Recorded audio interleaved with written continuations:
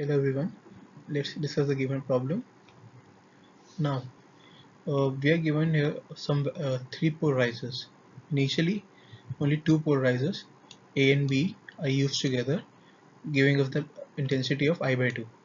Later on, another polarizer C is added between A and B, which reduces the final intensity to 1 I by 8.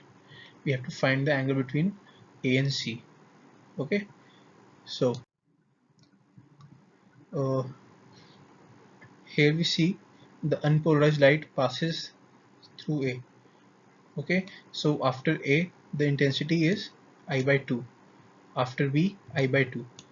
These two are equal, thus we can say that angle between A and B is 90 degree, right?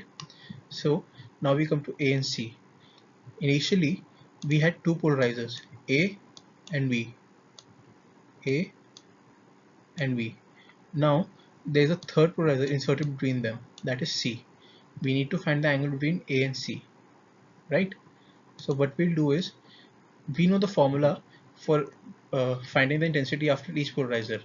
For after C, the formula would be I by 2.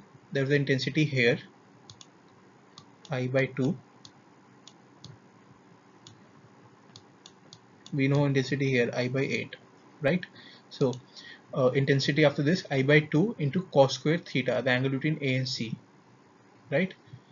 Now moving further, we have that when it passes through B in last, the intensity reduces to 1 by 8, correct?